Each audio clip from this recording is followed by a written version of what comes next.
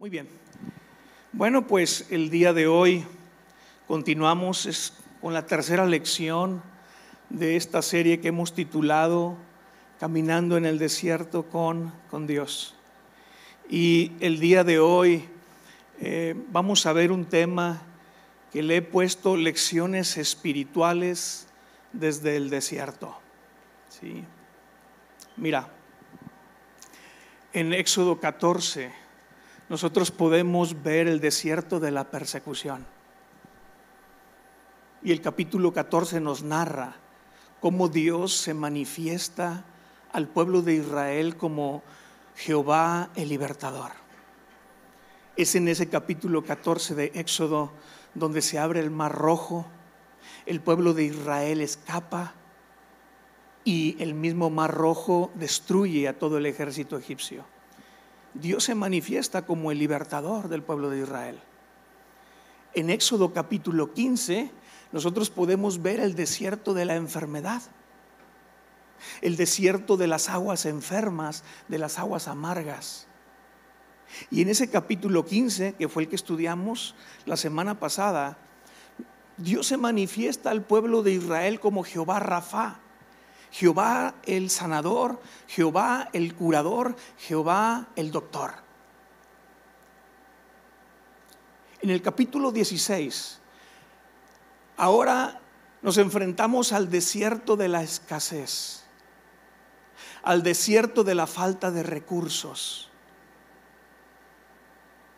Y en este capítulo 16, Dios se manifiesta como Jehová Jireh, Dios el proveedor, el sustentador, el acarreador de recursos.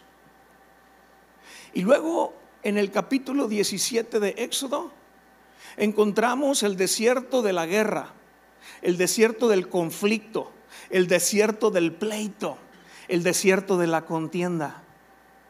Y ahí en el capítulo 17 Dios se manifiesta como Jehová Nisi, Jehová el estandarte, mi estandarte, el Dios, el varón de guerra, Dios de los ejércitos. Y podemos ver nosotros estos desiertos en estos capítulos que estamos estudiando. El día de hoy entraremos a estudiar el capítulo 16 de Éxodo. Y es en este capítulo 16 donde el pueblo de Israel entra a otro desierto que se llama el desierto de Sin. Y es en este desierto donde el pueblo de Israel experimenta la crisis de la falta de alimento, la crisis de la falta de recursos. ¿Has estado en ese desierto alguna vez? En el desierto de la falta de recursos. Mira, se llama el desierto de Sin, ¿sí? Porque sin chamba, sin recursos, sin dinero, sin nada, sin provisión, sin salud, sin ropa, porque no tenemos dinero para comprar. El desierto de Sin. Y mira que el pueblo de Israel está saliendo de un oasis y está entrando a este desierto. Van rumbo al monte Sinaí. Y en ese inter del oasis de Elim, que es la última parte que vimos la semana pasada, al monte Sinaí se encuentra este desierto de Sin. En este capítulo vamos a aprender algunas lecciones espirituales para nuestro propio caminar, para nuestro propio andar. Mira, cuando Dios nos pone en un lugar de necesidad, Dios lo que quiere hacer es más que proveer lo que necesitamos. Cuando Él permite que tú y yo estemos en un lugar de necesidad, no es solamente para darnos la provisión que necesitamos para ese momento. No, Él quiere algo más todavía. Y lo que Él quiere es enseñarnos lecciones eternas. Y aquí vamos a ver básicamente 4 lecciones. Lección número 1. Le titulé, no la pusieron aquí, ¿sí? Pero debemos de esperar que vengan más pruebas en la vida. Debemos de esperar más luchas, más contiendas, más retos, más desafíos en la vida. Dice versículo 1 del capítulo 16: partió luego de Elim toda la congregación de los hijos de Israel y vino al desierto de Sin, que está entre Elim y Sinaí, a los 15 días del segundo mes, después que salieron de la tierra de Egipto. O sea, un mes después de haber salido de Egipto, el pueblo de Israel está en este desierto de Sin. Y dice ahí la escritura: y toda la congregación de los hijos de Israel murmuró contra Moisés y Aarón en el desierto. Y les decían los hijos de Israel: ojalá hubiéramos muerto por mano del Señor en la tierra de Egipto, cuando nos sentábamos a las ollas de carne, cuando comíamos pan hasta saciarnos, pues nos habéis sacado a este desierto para matar de hambre a toda esta multitud. El pueblo de Israel, después de haber experimentado el desierto de las aguas amargas, ellos habían llegado a un oasis ahí en Elim, donde había 12 fuentes de agua y 70 palmeras. Tal vez el pueblo de Israel llegó a pensar que ya no iban a tener dificultades para llegar al monte Sinaí. Sin embargo, les esperaba otro desierto. Olvidaron el pueblo de Israel que la vida es un peregrinaje aquí en esta tierra, durante el cual tú y yo Dios nos va a llevar de la mano para aprender nuevas lecciones. Y no solamente eso, sino también para librar nuevas batallas. Una gran victoria no lo soluciona todo. Tú y yo podemos tener grandes victorias, pero una sola victoria no lo soluciona todo. No. Necesitamos de nuevas experiencias que nos desafíen, que nos lleven al siguiente nivel de maduración, que nos lleven a seguir glorificando a Dios. Entonces, debemos de esperar que se presenten en la vida estos retos y desafíos. Entiendo que si la vida se tratara solamente de puras pruebas, sería una vida muy desanimante. Pero también, si la vida solamente se tratara de puro placer, no serviría para crecer. No nos ayudaría a desarrollar el carácter que tanto necesitamos desarrollar tú y yo a la semejanza de Cristo. Entonces, bendito Dios, que sabe balancear los oasis con los desiertos, los tiempos de bendición con los tiempos de carga. Bendito sea el Señor, y agradecidos deberíamos de estar con Él, que Dios nos da las bendiciones suficientes para animarnos, pero también las suficientes cargas para humillarnos y mantenernos aterrizados. Y mis amados, necesitamos las dos cosas: las bendiciones para seguir caminando en los caminos de Dios, pero también las pruebas, también las dificultades para mantenernos aterrizados. Porque si son puras bendiciones, nos vamos a elevar como globo aerostático y vamos a perder piso.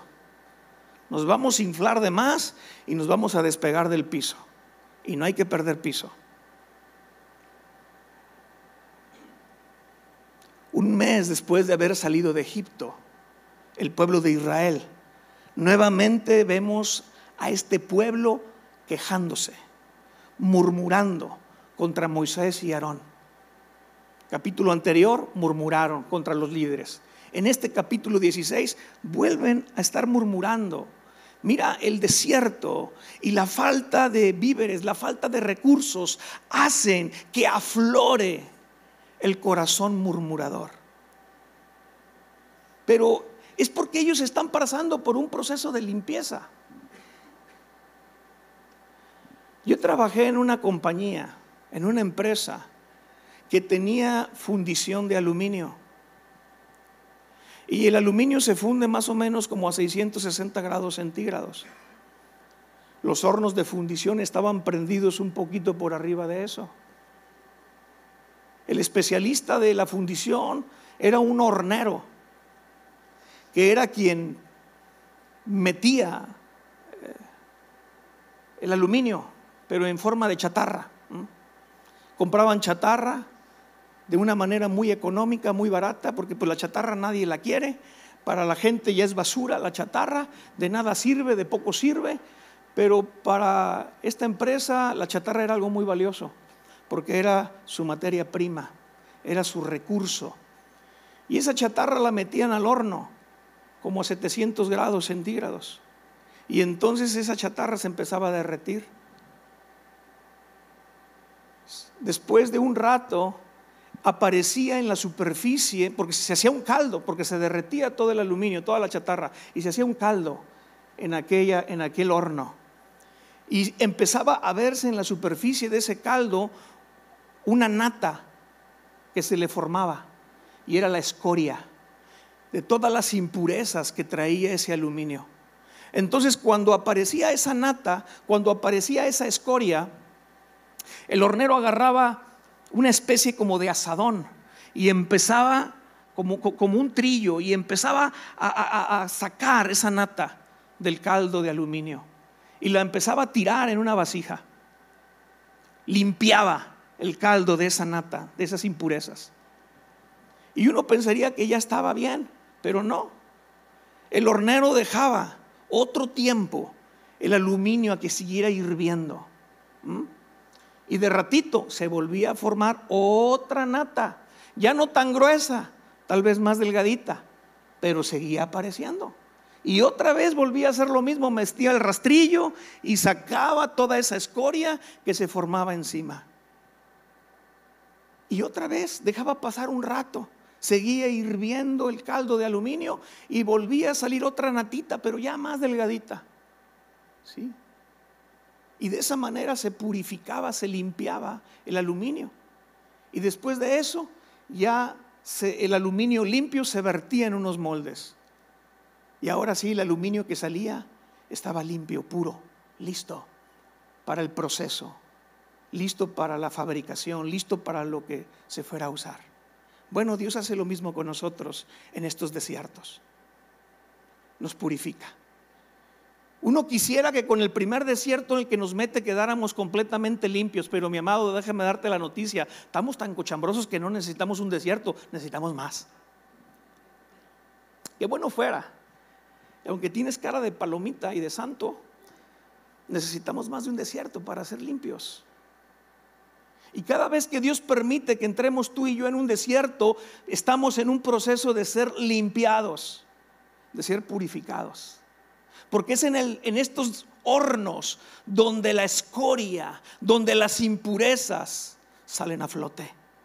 Y es como el hornero empieza a quitar aquello que no debe de estar. El pueblo de Israel estaba pasando por estos procesos de purificación. Ahora, ¿cuánto nos falta para ser puros? Solamente Dios lo sabe. ¿Cuántos desiertos tengo que pasar más para salir completamente refinado? Solamente Dios lo sabe. Y cada uno tendrá su medida. El verso 3 es una queja del pueblo de Israel. Ellos están llorando en este versículo. Ellos están diciéndole: estábamos mejor en Egipto, estábamos mejor antes, cuando éramos Cuando estábamos allá comíamos, se estaban acordando de las ollas de carne, se estaban acordando del pan que comía. Hablaban de Egipto como si hubiera sido un buen tiempo para ellos. Qué corta memoria tenía el pueblo de Israel, pero también los mexicanos. El pueblo mexicano tiene una corta memoria, y sobre todo en la política. No te voy a decir por quién vas a votar, te lo voy a decir el domingo. Pero somos de corta memoria, se nos olvida. Mira, yo no sé, pero al pueblo de Israel se le había olvidado la esclavitud, las palizas que les habían puesto, las cargas de trabajo, cómo los forzaban a hacer lo que no querían. Se les había olvidado. Ahora, no solamente eso, tergiversaban el pasado para justificar su murmuración. Están murmurando contra sus líderes y están torciendo el pasado para justificar eso.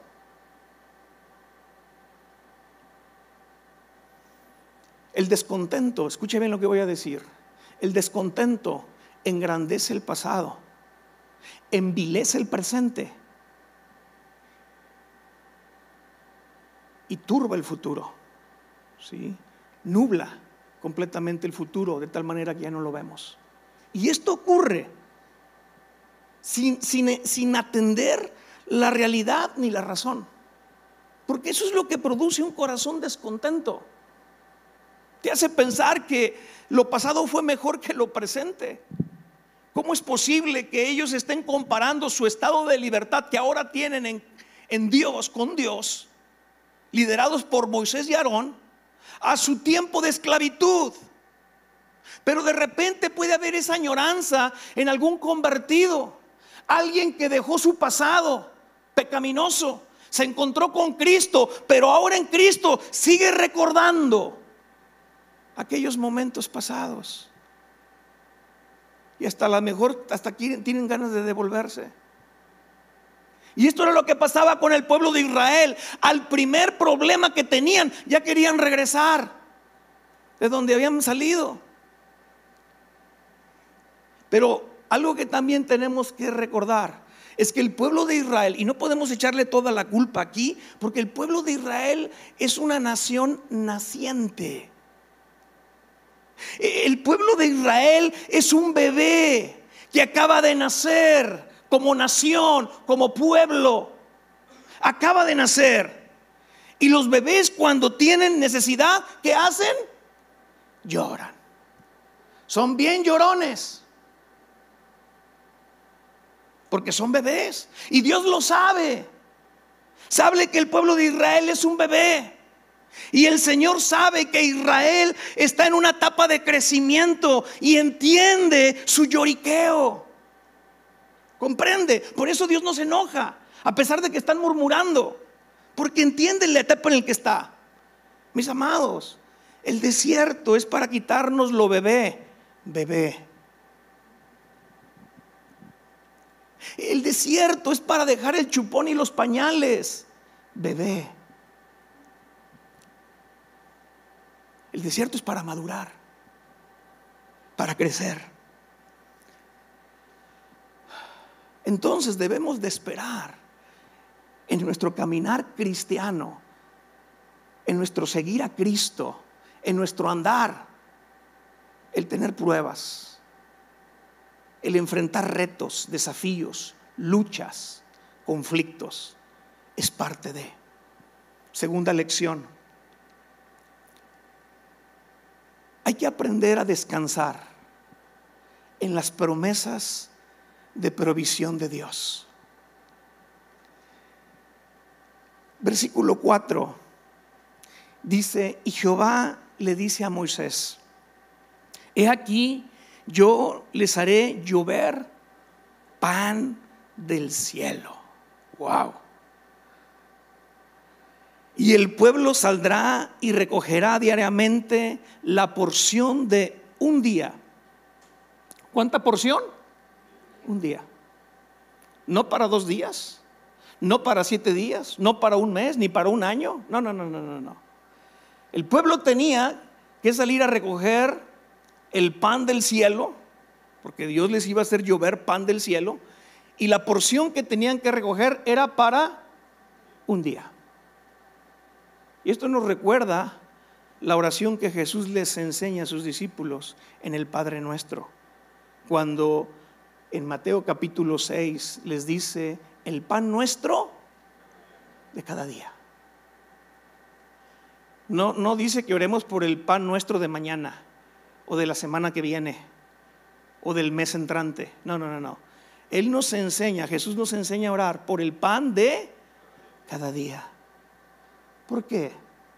¿Por qué Dios estaba poniendo esta ordenanza? Porque si algo anhela Dios es tener una relación diaria con nosotros. La dependencia que Dios estaba buscando por parte del pueblo de Israel en el desierto no era de pan, sino de Él.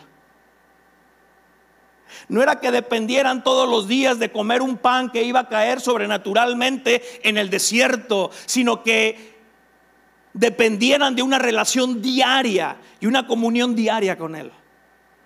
Y ese es el anhelo.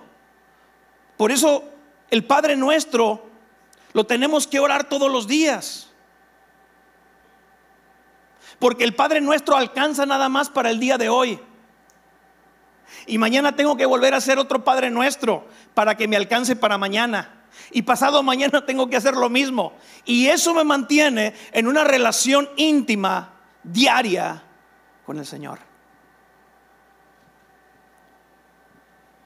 Y dice ahí la Escritura que les haré llover pan del cielo y lo recogerán diariamente.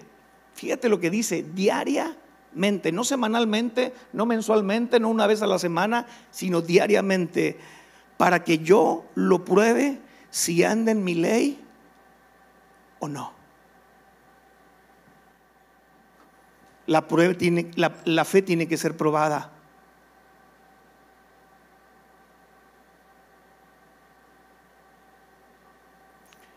Deuteronomio 8, versículo 3, es cuando la Escritura dice que no solo de pan vivirá el hombre, sino de toda palabra que sale de la boca de Dios.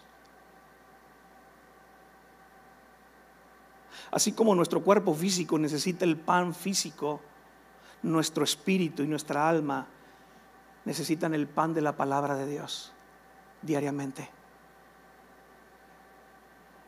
Y era algo que Dios quería que entendiera el pueblo de Israel y los iba a probar en esto. Mas en el 6º día prepararán para guardar el doble de lo que suelen recoger cada día. Todos los días tenían que recoger la porción del día, pero el 6º día tenían que recoger una porción doble. Entonces dijeron Moisés y Aarón a todos los hijos de Israel: en la tarde sabréis que Jehová os ha sacado de la tierra de Egipto. A la mañana veréis la gloria de Jehová, porque Él ha oído vuestra murmuración contra Jehová. Porque nosotros, ¿qué somos para que ustedes murmuren contra nosotros? Dijo también Moisés: Jehová os dará en la tarde carne para comer, y en la mañana pan hasta saciarlos, porque Jehová ha oído vuestras murmuraciones con que habéis murmurado contra Él. Porque nosotros, ¿qué somos? Sus murmuraciones no son contra nosotros, sino contra el Señor. Y dijo Moisés a Aarón: di a toda la congregación de los hijos de Israel: acérquense a la presencia del Señor, porque Él ha oído vuestras murmuraciones. Y hablando Aarón a toda la congregación de los hijos de Israel, miraron hacia el desierto, y he aquí la gloria de Dios que apareció en la nube. Y Dios habló a Moisés diciendo: yo he oído las murmuraciones de los hijos de Israel. Háblales diciendo: al caer la tarde comerán carne, y por la mañana se saciarán de pan, y sabrán que yo soy Jehová vuestro Dios. El Señor les promete provisión,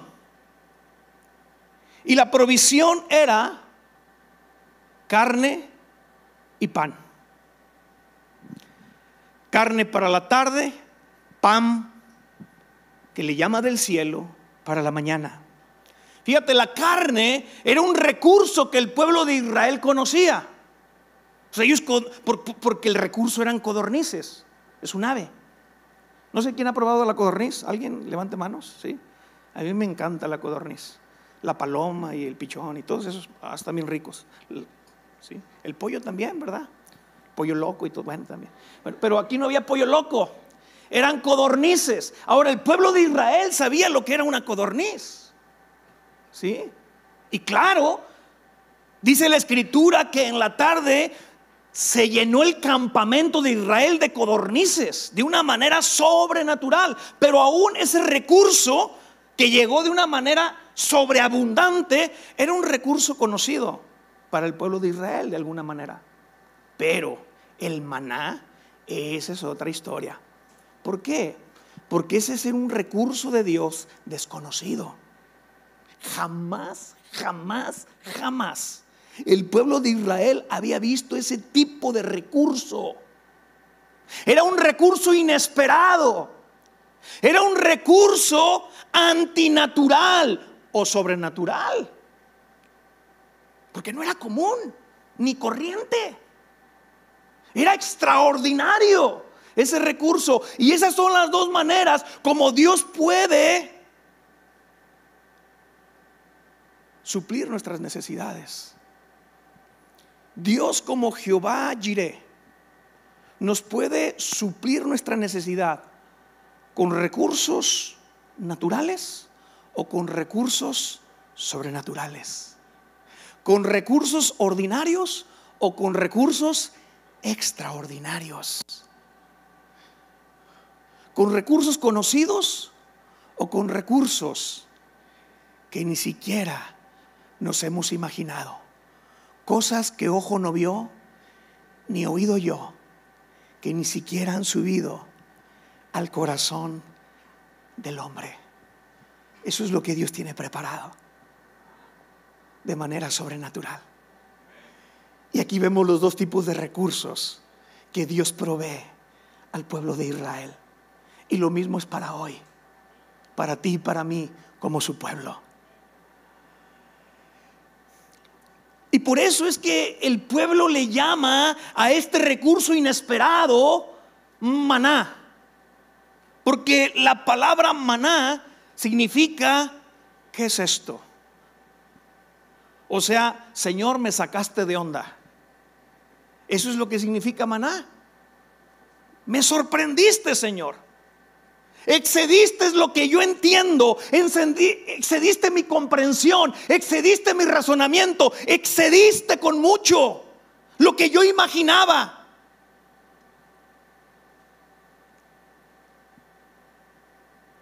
Ese es maná. Esos son los recursos de Dios. Ese es el poder de Dios para nosotros. Veamos que Dios prometió dar pan. Sí, claro, pero no ponerlo en la boca. ¿Sí? Sino que había que recogerlo. Entonces nota en esta historia que hay una parte por parte de Él, que era proveer el alimento, pero la otra parte es del hombre.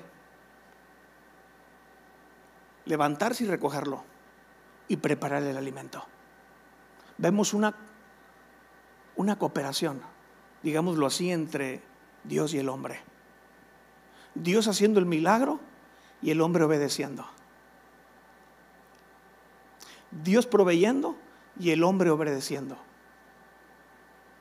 Y eso es lo que vemos aquí. La bendición del cielo siempre viene con la responsabilidad de la obediencia.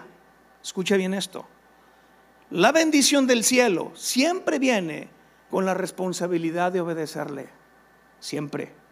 Lo que Dios nos da benignamente, nosotros lo tenemos que recoger laboriosamente. Y te lo digo en verso para que me lo entiendas. ¿Sí?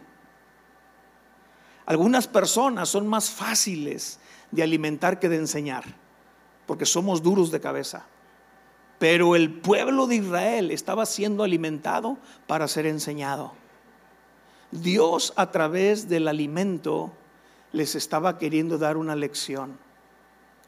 Y esto Dios lo vuelve a replicar en Juan capítulo 6. Porque en Juan capítulo 6, Jesús Dios multiplica los panes y les da de comer a una multitud. Y después de que hace el milagro de la multiplicación y de la provisión, les da la enseñanza de lo que es el verdadero pan de vida. Con provisión, Dios les está tratando de dar una lección. Con el alimento les está tratando de dar una enseñanza. ¿Sabes tú que es malo el ejemplo, pero a los animalitos se les entrena con alimento? Cuando hacen algo bien, se les da una recompensa de comida. Cuando hacen algo mal, no se les da. Y los animalitos entienden re bien la enseñanza con la provisión.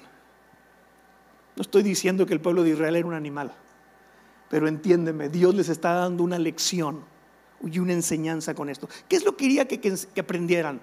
Lo que dice el versículo 6, que supieran que Dios los sacó de Egipto.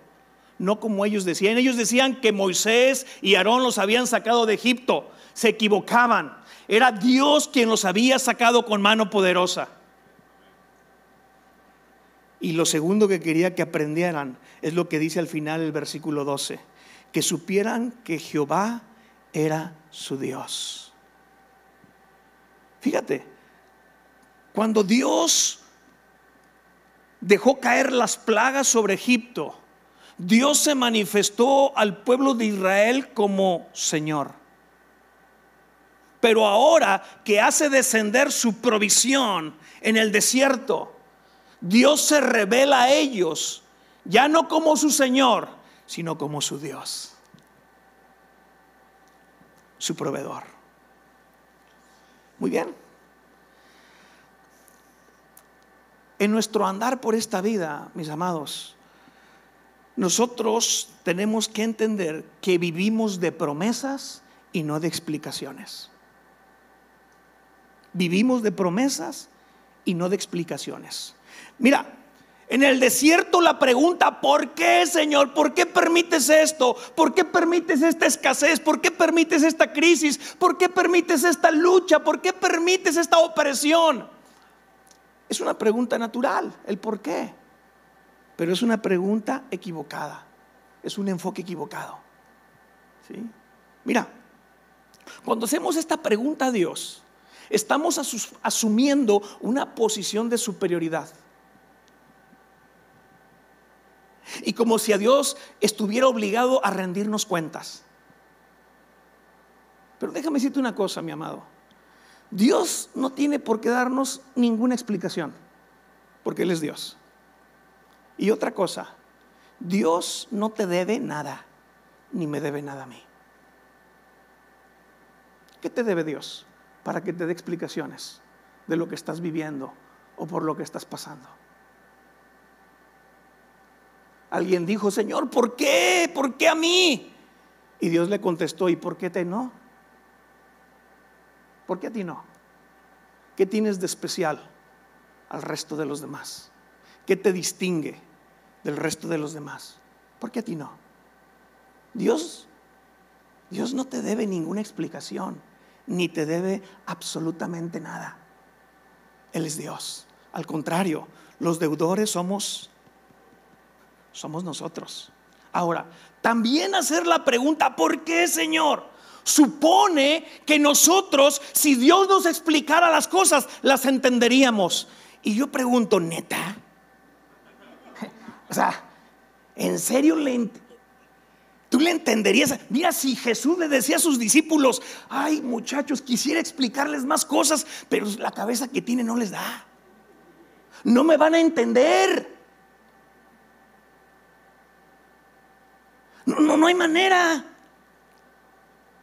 Pablo decía ahí en Romanos capítulo 11, inescrutables son sus caminos. Isaías 55 dice que sus caminos son más altos que los nuestros. Tan distante el cielo de la tierra, así son sus caminos y sus planes.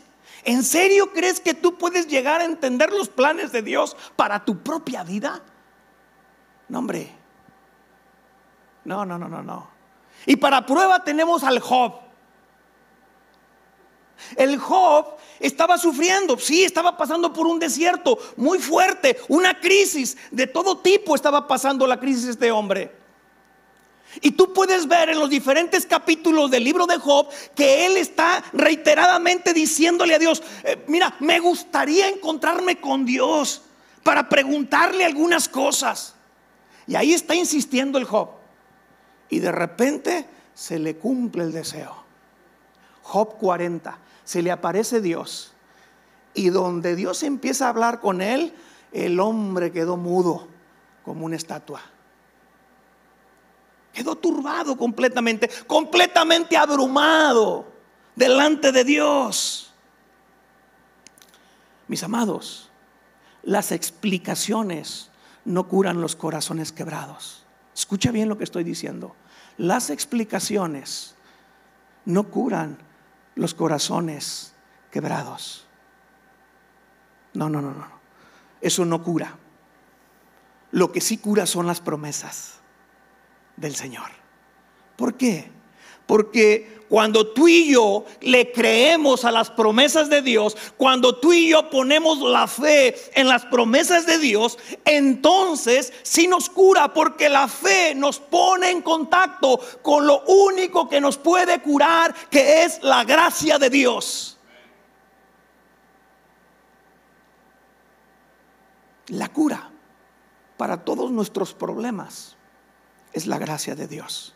Y esa gracia, ese tratamiento, esa cura solamente puede ser tocada por la fe del hombre en sus promesas.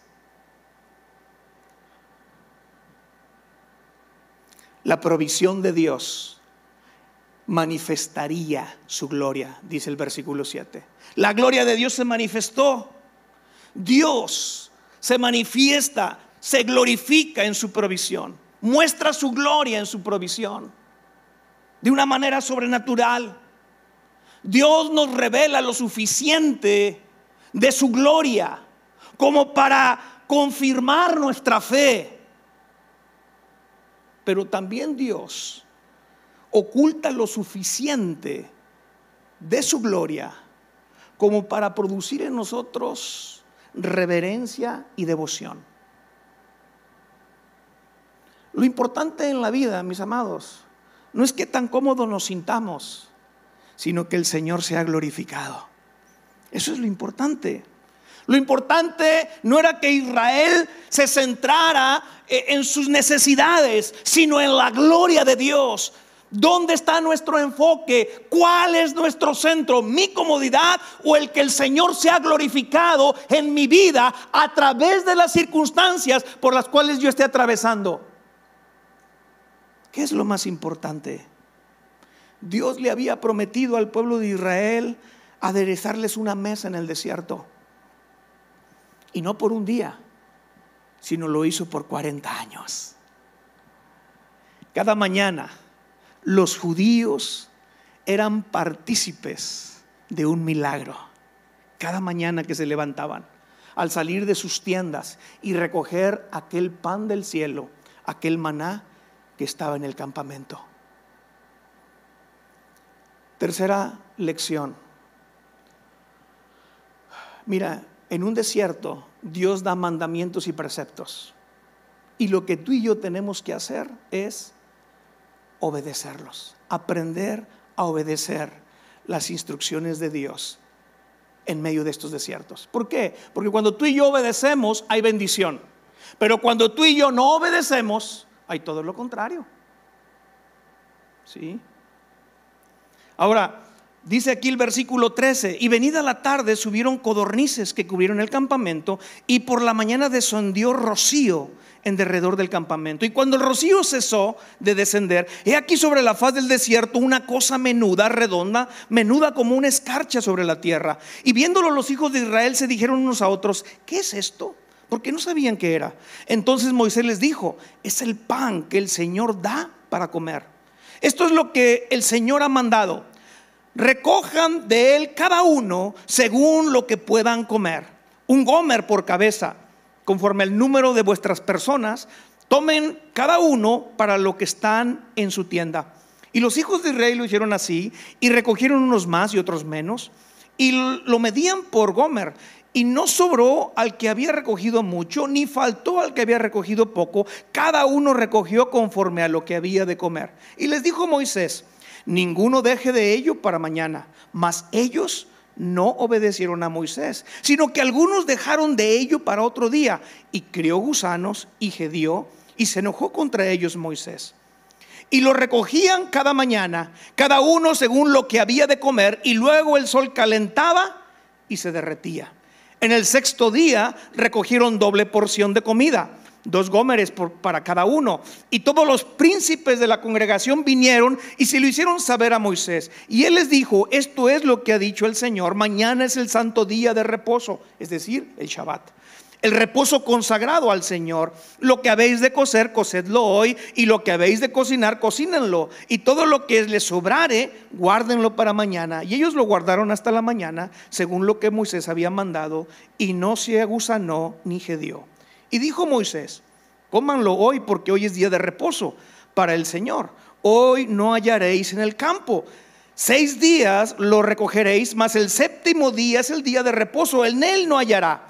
Y aconteció que algunos del pueblo salieron en el séptimo día a recoger y no hallaron. Y Dios dijo a Moisés: ¿hasta cuándo no querrán guardar mis mandamientos y mis leyes? Mira que Dios os dio el día de reposo, y por eso en el sexto día os da pan para 2 días. Estése pues cada uno en su lugar, y nadie salga de él en el séptimo día. Así el pueblo reposó el séptimo día. Y la casa de Israel lo llamó maná, y era como semilla de cilantro blanco, y su sabor como hojuelas con miel. Yo me imagino como unas azucaritas, ¿no? Ok, mira, qué interesante, porque nosotros podemos ver a la raíz de estas escrituras las características del maná. Y por aquí las puse, a ver, ¿sí? ¿Está por ahí? Las características del maná. Ándale, ahí van, ¿sí? Puse 10. Número 1, llegaba de noche el maná. Ahora, escucha bien, el maná es una tipología de Cristo. Y Cristo llegó a este mundo en el momento más oscuro. El maná llegaba de noche, y luego dice que llegaba con el rocío. El rocío es una tipología del Espíritu Santo.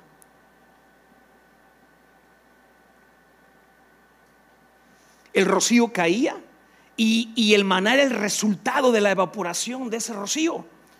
Número 2, dice que era una cosa menuda, redonda y fina como una escarcha.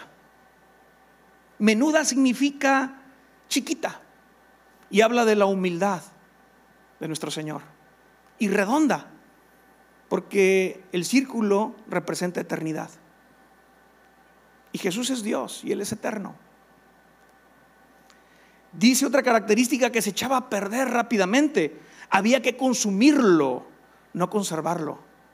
Algunos lo conservaron para otro día y se engusanó y olió mal.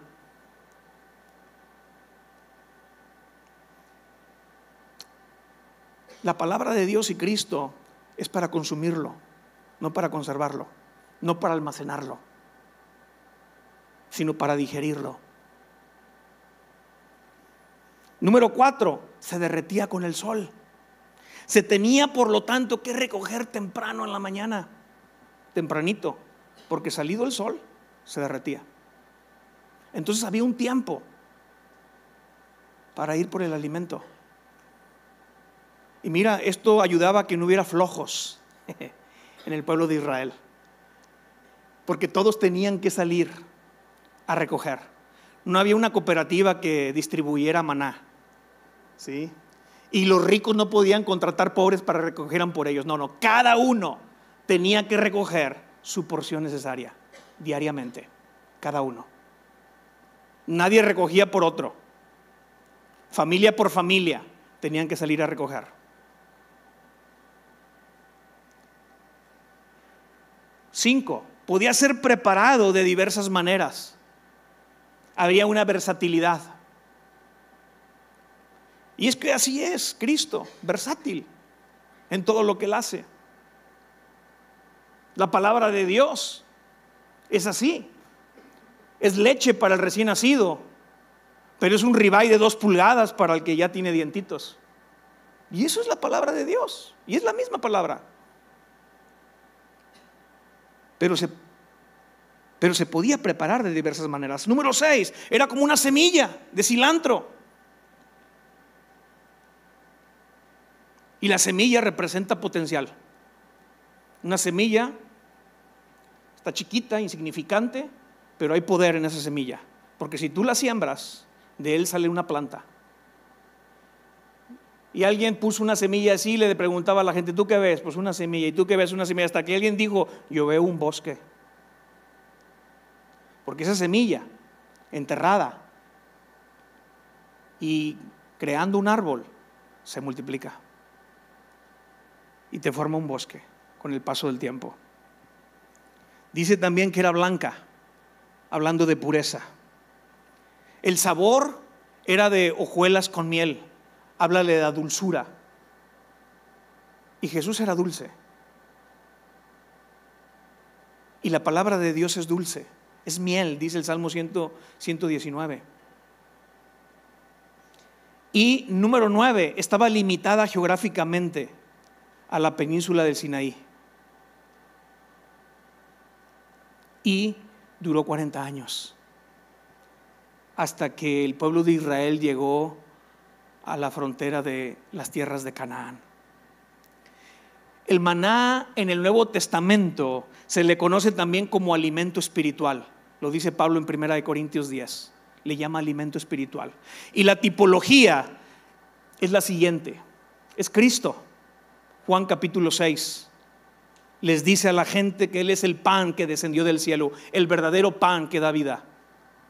Pero también el maná representa la palabra. Mateo 4:4, cuando Jesús le dice a Satanás: no solo de pan vivirá el hombre, sino de toda palabra que sale de la boca de Dios. Pero también el maná representa al Espíritu Santo. Apocalipsis capítulo 2, versículo 17, habla que el Espíritu, a través del consuelo y la ayuda, es maná escondido. Maná escondido. Y mira, el pan del cielo hay que recibirlo como lo recibió el pueblo de Israel, el maná. ¿Sí?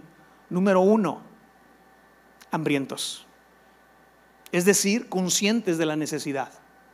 Número 2, cada uno por sí mismo tiene que convertirse en una experiencia personal. No basta con que vengas el domingo a recibir alimento espiritual aquí. No basta con que vengas el miércoles a recibir alimento espiritual aquí. Necesitas personalmente, todos los días, diariamente, buscar el alimento espiritual para tu vida. Número 3, el pan había que recibirlo diariamente, cada mañana, como dice ahí la Escritura. Número 4, con humildad, porque la gente se tenía que agachar, tal vez arrodillarse para poder recoger el maná que estaba en el piso del desierto. Número 5, había que recoger este maná con gratitud, sabiendo que es inmerecido este alimento espiritual. Es pura misericordia y gracia de Dios. Y número 6, comiéndolo, consumiéndolo, ingiriéndolo, interiorizándolo, no contemplándolo. El pan no sirve afuera, el pan sirve adentro. El pan puede ser muy nutritivo, muy sustancioso, pero si se queda fuera de tu cuerpo no sirve. El pan lo necesitas adentro de tu cuerpo, porque tu cuerpo es el que lo necesita. Igualmente Cristo, igualmente es la palabra de Dios. A través de esta provisión sobrenatural que Dios les está dando al pueblo de Israel, Él les está enseñando 3 cosas básicamente. Número 1, diligencia para alimentarse diariamente. Ser diligentes, ser intencionales en buscar ese alimento espiritual diario. Número 2, lo que les estaba enseñando es contentamiento y satisfacción con lo suficiente. Y número 3, les estaba enseñando dependencia de Dios, depender de esa provisión diaria. Y por último, la última lección que nosotros encontramos en este capítulo es lo que dice el versículo 32 al final. Y dijo Moisés: esto es lo que Dios ha mandado, llenen un gomer de él y guárdenlo para su descendencia, a fin de que vean lo que el pan que yo les di a comer en el desierto cuando yo los saqué de la tierra de Egipto. Y dijo Moisés a Aarón: toma una vasija y pon en ella un gomer de maná y ponlo delante del Señor para que sea guardado para vuestros descendientes. Y Aarón lo puso delante del testimonio para guardarlo, como el Señor le mandó a Moisés. Así comieron los hijos de Israel maná 40 años hasta que llegaron a la tierra habitada. Maná comieron hasta que llegaron a los límites de la tierra de Canaán. Y un gomer es la 10ª parte de una efa. La cuarta lección es dejar un memorial, dejar un recuerdo de todas las lecciones, de todos los milagros, de todas las provisiones que el Señor haga en nuestras vidas. Tenemos que ir haciendo un libro de memorias, un libro del recuerdo. ¿Por qué? Porque los hombres se nos olvidan lo que Dios hace, se nos olvida lo que Dios hizo en el pasado. Somos propensos a olvidar y por eso necesitamos recordar. Dios dejó memoriales para que no nos olvidemos de todo lo que Él hace por nosotros. Debe de quedar un testimonio para nosotros, y no solamente para nosotros, sino también para la siguiente generación, de las maravillas y señales que Dios hace. Ahora, este memorial también es un recordar que si Dios lo hizo antes, lo puede hacer hoy también. Y la misma provisión que Dios trajo al pueblo de Israel en medio de un desierto, en necesidad, con hambre, y Dios trajo esa provisión no solamente por un día o dos, sino por 40 años. Lo mismo que hizo ayer, lo puede hacer hoy, por ti y por mí. Entonces, hemos visto 4 lecciones en este desierto de Sin. Número 1, esperar más pruebas, más retos. Número 2, aprender a descansar en las promesas de provisión de Él. Número 3, ser obedientes a las instrucciones que Él nos dé. Y número 4, hacer un álbum del recuerdo de todas las cosas, de las maravillas, de los milagros que Dios haga en nuestra vida. Amén. Vamos a orar para terminar. Cierra ahí tus ojos por un momento y oremos. Yo no sé si estás pasando por un desierto de Sin en este momento. No sé qué necesidad esté habiendo en tu vida, qué escasez, qué falta de recursos pueda haber.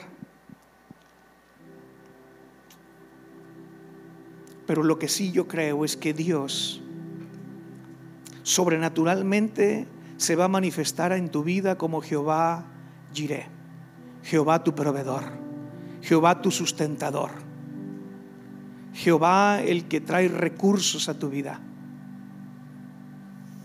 Y debes de esperar estos recursos de una manera natural o de una manera sobrenatural, de una manera inesperada, de una manera que te sorprenderá.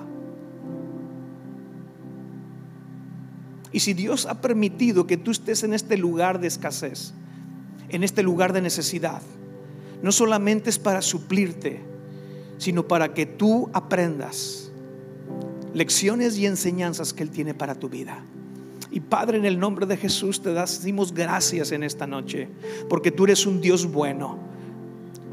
Señor, gracias que eres un Padre bondadoso, eres un Padre misericordioso, eres un Padre lleno de gracia. Señor, te bendecimos porque tú no nos descuidas, Señor. Tú no descuidas a ninguno de tus hijos. Tú tienes un cuidado especial de cada uno de nosotros. Y tú sabes, Señor, los procesos y etapas por las cuales estamos pasando. Algunos tal vez estemos en un oasis en este momento, en un momento de lim, donde hay aguas, donde hay palmeras, donde hay recursos. Pero tal vez otros estamos en medio de un desierto, en medio de un sin. Padre, ayúdanos. Te creemos, Señor, Confiamos en ti, Señor. Descansamos en tus promesas, porque son en ti sí, amén, en Cristo Jesús. Gracias, Padre, que tú eres un Dios que nos sustenta, que está comprometido en sostener la obra que has empezado en cada uno de nosotros. Señor, sorpréndenos con una provisión sobrenatural en medio de nuestro desierto. Sorpréndenos, que podamos decir como el pueblo de Israel: ¿qué es esto? Estaban maravillados, estaban asombrados de ver la manera sobrenatural, de ver la manera extraordinaria como tú trajiste recursos. Porque salió pan no de la tierra, salió trigo no del suelo, sino del cielo. Hiciste llover pan, como dice el salmista, pan de ángeles. Padre, en el nombre de Jesús te damos gracias, porque tú has traído estos recursos a nuestra vida. En medio de nuestra necesidad, en medio de nuestra escasez, Señor, aliméntanos de tu palabra. Provéenos, Señor, de Cristo, y llénanos de tu Santo Espíritu, ese maná escondido. Señor, te alabamos y te bendecimos, y queremos ser obedientes, Padre, a tu palabra. Queremos ser obedientes a tu instrucción. Queremos hacer lo que debemos de hacer en medio de esta necesidad, en medio de este desierto. Ayúdanos, Señor, a ser obedientes, a guardar tu palabra, a permanecer en ella. Y Padre, ayúdanos a escribir esas memorias, a escribir esos milagros, a escribir esa provisión sobrenatural que tú vas a traer a nuestra vida. Y que quede un anal, y que quede, Señor, un libro de memorias para nosotros y para nuestra descendencia, para nuestros hijos y nuestros nietos, y que ellos puedan ver cómo tú eres un Dios proveedor, un Dios sustentador, un Dios de amor. En el nombre de Jesús te decimos amén.